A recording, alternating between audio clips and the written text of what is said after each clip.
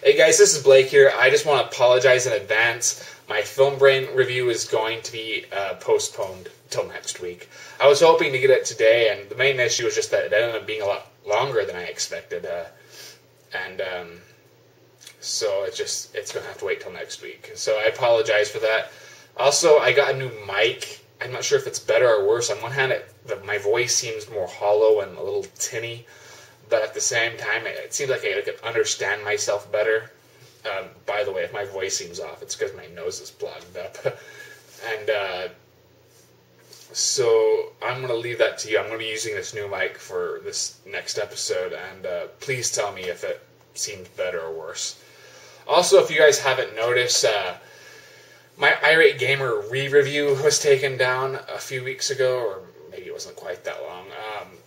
What sucks about it now is that my only Irate Gamer review left, besides the Neo one, is my old one, which was when I was really inexperienced at reviewing, and it kind of sucked, because I ended up critiquing the detractors more than the Irate Gamer himself, so that's kind of embarrassing. But I went ahead and moved that video to Blip, so if you want to check that video out for whatever reason, just check the link in my description. In case for some reason my channel does get shut down, which probably eventually will happen, I've already gotten complaints from Jay Friedan for a comment, and this wasn't the Irate Gamer, it was one of his fans, I guess, Crywolf Productions. And so if I do get my channel removed, just go to my website, which will also be in my link in my description, and I'll say that, and I guess I'll just have to back everything up to Blip eventually. I don't want to move to Blip, though. I don't know about you guys, but my computer, the one I use most of the time, it doesn't work well with Blip. It gets all laggy, so I'm going to keep that in mind. So if possible, I'm going to keep everything on YouTube for as long as possible. And if I can continue to work on YouTube, I'd much prefer that. So I guess that's it. What should I talk about now? Oh yeah, some movies I saw. Transformers 3, great movie, the best movie I've seen since Citizen Kane. And if the first sentence didn't seem sarcastic enough to you, then the second one I hope clued you in. Now this wasn't a very good movie.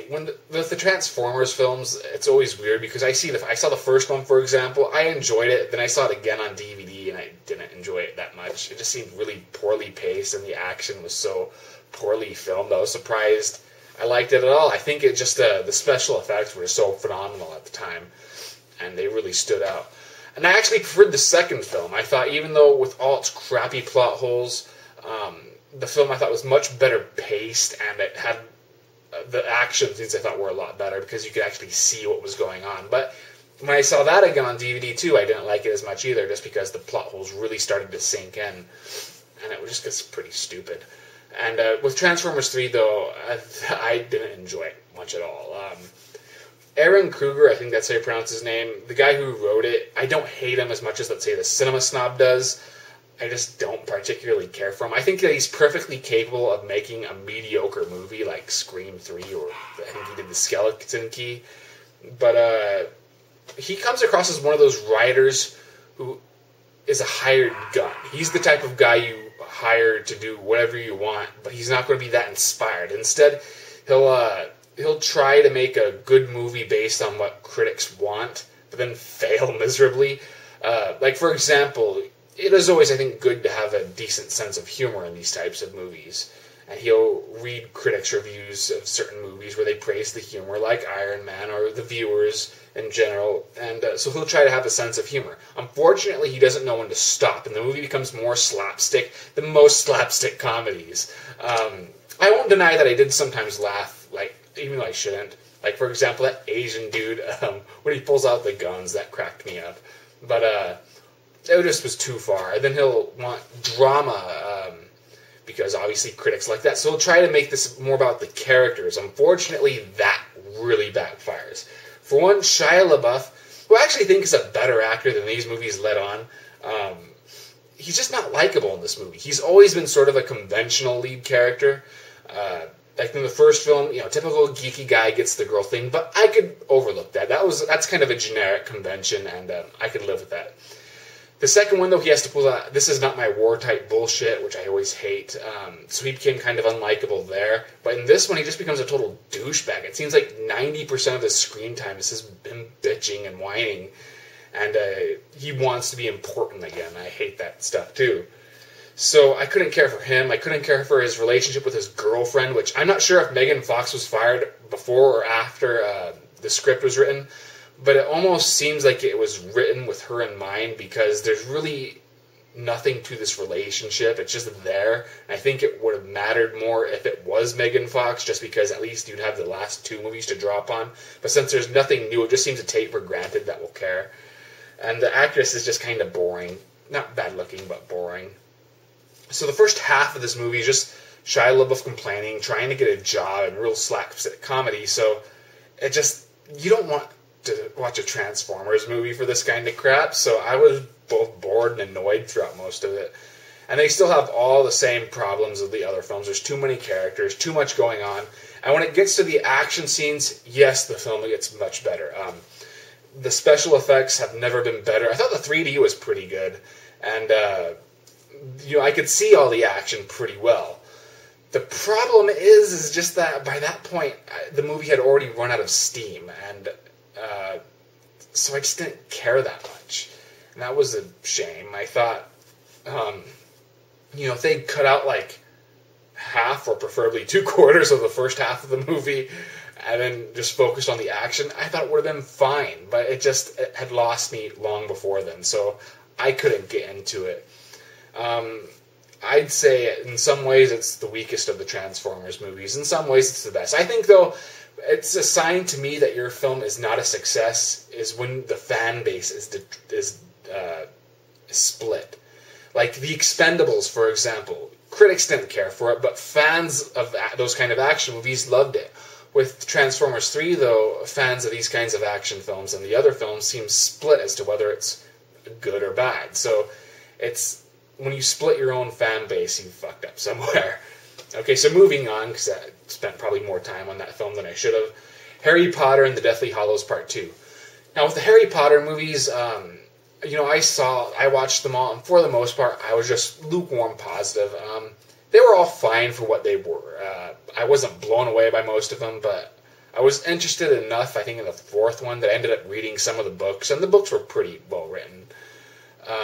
But what really shocked me was how the last movie, the Deathly Hallows Part 1, I really liked that. I thought it transcended the Harry Potter films. It became like this claustrophobic yet epic, dark, edgy thriller. And I was so surprised at how much I liked that. So I was really looking forward to this one, and this one just pretty much turned out like the other ones. It has more action, and the action's really good.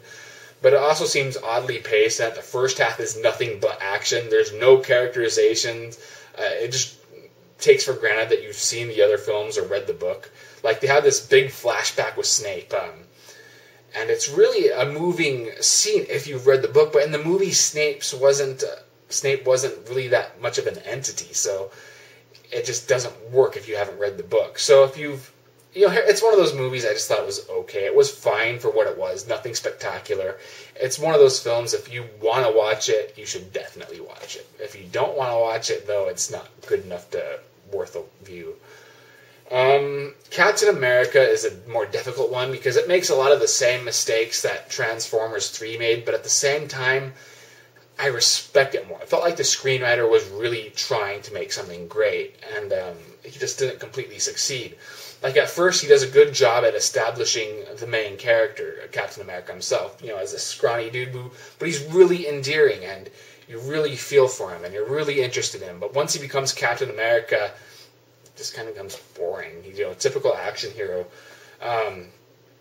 And they spend too much time on the character, in a sense. So there's very little action for the first half of the movie. There's one action scene, and the rest is just Captain America being this dancing monkey. I think he describes himself as, he sells war bonds and stuff like that. And I did like how they fit in, because I always thought the Captain America costume was way too cheesy to work in a post The Dark Knight comic book. I kind of lost trail of what I was thinking of there, but ever since The Dark Knight, everything became too serious, and I just didn't think Captain America would work for that. But they made it work, and it has some funny parts, but it spaced itself out too poorly. You know, like I said, the first half, very little action. Second half, too much action. And it takes for granted that, once again, we care. I didn't give a damn about the love story. I didn't give a damn about his relationship with his friend. You know, and they have so many of these little relationships between him and these various characters that I just didn't give a damn about any of it. And the screenwriter starts relying on conventions like, you know, a girl goes up and kisses him just before the love interest walks in. You know, geez, I haven't seen that before. And so that made it really awkward. But once the action starts, even though it may have gets too fast-paced by then, I liked it because there was something old school about the action scenes. Even though there was CGI, it seemed like director Joe Johnston was trying to be more 80s in his inspirations. There's a lot of prosthetic-looking explosions. You know, the action scenes are simple, gunfights. You know, the dude throws his shield and beats up people. That's the extent of it.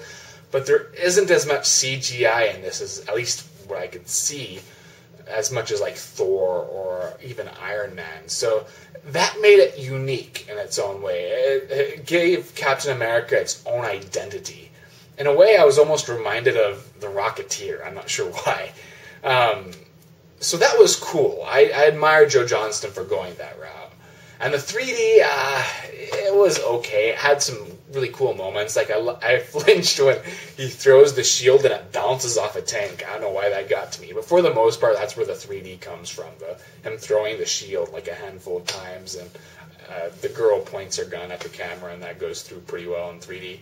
But I wouldn't say it's a necessity. It's not like Avatar good or Drive Angry good. But that's it. I just thought it was okay. I liked it when it succeeded. I didn't like it when it failed. It was better than The Incredible Hulk, but not quite as good as Thor, and definitely not as good as Iron Man. Also, I thought Captain America himself was just too badass. It never seemed like he came close to losing any of his battles. So it was hard to feel any sort of suspense there.